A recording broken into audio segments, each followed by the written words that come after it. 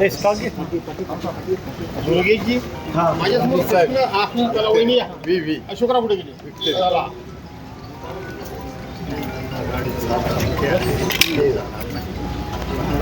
Mobile Rajan okay. Okay yes sir. Shiv Sena प्रमुख उद्धव बाळासाहेब ठाकरे साहेबांचा या अशोकराव आले काय? आहे समोर. येस ओके चांगला आहे दे. यांचा तुम्ही उमेदवारी अर्ज भरायला हजर राहिला. साधारणपणे आपल्या कोकणातली जर गणितं बघितली बँकेची तर ती पाहता महाविकास आघाडी यशाची अपेक्षा कशा पद्धतीने ठेवते की यश मिळाल्याची कितपत खात्री आता राहते? असं आहे की आमच्या विरोधात जे उमेदवारी अर्ज भरणारे उमेदवार आहेत या उमेदवारांच्या घराण्यामध्ये ही कोकणातली स्थानिक स्वराज्य संस्थेची 4थी निवडणूक आहे. 4थी. आणि या निमित्तानं मी कोकणवासियांना आव्हान करतो की ज्या एकाच घराण्यातले 4थ्यांदा निवडणूक लढवणाऱ्या या उमेदवारानं किंवा त्यांच्या घराण्यानं या संपूर्ण कोकणाकरता केलं तरी काय? किंवा स्थानिक स्वराज्य संस्थेची निवडणूक लढवत असताना या स्थानिक स्वराज्य संस्थेतला निवडून जाणारा जो मतदार आहे तो त्यांचा मतदार आहे. त्या मतदारांकरता यांनी काय योगदान दिलं? त्यांच्या कधी प्रचारामध्ये आले का? त्यांना कुठली मदत केली का? त्यांच्या पाठीशी कधी उभे राहिले का? हे जसं झालं नाही तशाच पद्धतीनं स्थानिक स्वराज्य संस्था बळकट होण्याकरता म्हणून विधिमंडळामध्ये किंवा सरकारी पातळीवर जो आवाज उठवायला पाहिजे होता तो आवाज कधीही या मंडळीनं उठवलेला नाही. निवडणूक आली की त्या निवडणुकीमध्ये त्या वेळच्या परिस्थितीचा फायदा घ्यायचा आणि निवडणूक जिंकायची.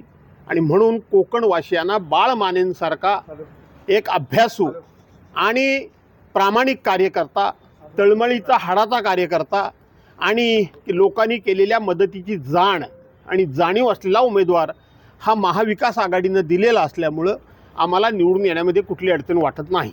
बरं, पण एकंदरीत या सगळ्या गोष्टींमध्ये अनेक गणितं महत्त्वाची ठरतात. म्हणजे आता सत्ताधारी आहे त्यांच्याकडे संख्याबळ जे आहे ते जास्त आहे, ही गोष्ट मान्यच करावी लागेल. असं असताना तुम्हाला कितपत यशाची खात्री वाटते की तिकडचे काही जे लोकप्रतिनिधी आहेत ते आपल्याला वोटिंग करतील किंवा त्यांच्या संदर्भात काही त्यांचं काही नाराजी तुमच्यापर्यंत आतापर्यंत पोहोचले का? मुळामध्ये या निवडणुकीमध्ये उमेदवारी अर्ज भरण्याचा आत्ता शेवटचा दिवस आहे. 3 वाजेपर्यंत कोण कोण उमेदवारी अर्ज आणखीन भरतायत त्याच्यावर सगळी पुढची गणितं मांडली जातील. कारण महायुतीमध्ये मतदान जास्त आहे की कमी आहे यापेक्षा वाद जास्त आहेत. इच्छुक बरेच जण होते आणि एकमेकाचे राजकीय वैरी किंवा राजकीय विरोधक एवढ्या पुरेसं ते वैर नाही, तर हे पर्सनल लेवलला गेलेले वैरी एकमेकाची उद्या मदत कितपत करू शकतात याच्यावर उद्याचा रिझल्ट अवलंबून आहे. साहेब, शेकापचे उमेदवार सुद्धा या ठिकाणी अर्ज भरत आलेले आहेत. महाविकास आघाडीमध्ये आणखी तुमचा घटक पक्ष असलेला शेकाप या ठिकाणी उमेदवारी अर्ज भरतो आहे. ही चांगली गोष्ट आहे ना. शेवटी उमेदवारी अर्ज आज संध्याकाळपर्यंत कोण किती भरेल यापेक्षा उमेदवारी अर्ज मागे घेण्याच्या दिवसापर्यंत ज्या काही घडामोडी घडतील त्या निवडणुकीच्या दृष्टीने अत्यंत महत्त्वाच्या मानल्या जातात. साहेब, अंबादास दानवे यांनी असं आज म्हटलं आहे की दोन्ही शिवसेना एकत्र यावी असं अनेकांना वाटतं. मला एकट्याला वाटून काय उपयोग असं तुम्ही थेट अंबादास दानवे काय बोलले हे मला माहीत नाही, परंतु निश्चितपणे त्यांनी जर असे बोलले असतील तुम्ही म्हणता म्हणून तर त्यांनी कदाचित व्यक्तिगत त्यांची भावना व्यक्त केली असेल. या संदर्भातलं पक्षीय धोरण ठरवण्याचा आमच्या पक्षामध्ये पूर्णपणे अधिकार हा पक्षप्रमुख उद्धव बाळासाहेब ठाकरेंनाच आहे. ओके. ते करमाळ्याचे आमदार नारायण पाटील देखील भाजप उमेदवार राजेंद्र राऊत यांचा उमेदवारी अर्ज भरण्यासाठी दाखल झालेले होते. विशेष म्हणजे नारायण पाटील आणि बाळासाहेब देशमुख हे दोन्ही राजेंद्र राऊत यांचं सूचक असणार आहेत. देशामध्ये 22 राज्य आज भारतीय जनता पार्टीच्या अधिपत्याखाली आहेत. सगळ्या राज्यांचे मुख्यमंत्री कोण कोण आहेत त्याची एकदा यादी बघा आणि मूळ त्यातले भाजपचे किती आणि दुसऱ्या पक्षातले किती ज्यांच्यावर आरोप झाले ते त्या मशीनमधून धुपून निघाल्यानंतर ते भाजपचे भविष्यातले चेहरे म्हणून समोर येत आहेत.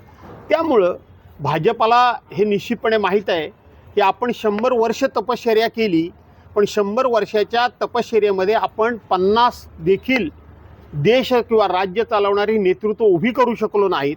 त्यामुळं दुसऱ्या पक्षातली तयार झालेली नेतृत्व त्यांना घ्यावी लागतात. हा त्यांचा नैतिक पराभव आहे असं मी मानतो. तर माझ्याकडून एक शेवटचा प्रश्न की मगाशी बाळासाहेब साहेबांनी सुद्धा उल्लेख केला की घराणेशाहीचा.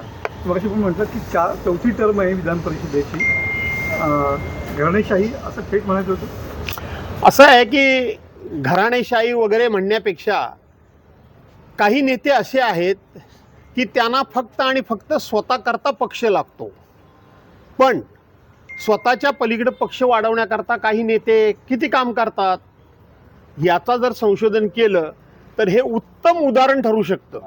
उत्तम उदाहरण. विधान परिषदेला 4 वेळा, विधानसभेला किती वेळा, खासदारकीला किती वेळा, मंत्रिपदाकरता किती वेळा, आणि हे जात असताना इतर कार्यकर्ते या सगळ्या पदावर किती वेळा गेले याचं संशोधन तुमच्यासारख्या जाणकार पत्रकारांनी केलं तर त्याचं उत्तर मिळेल.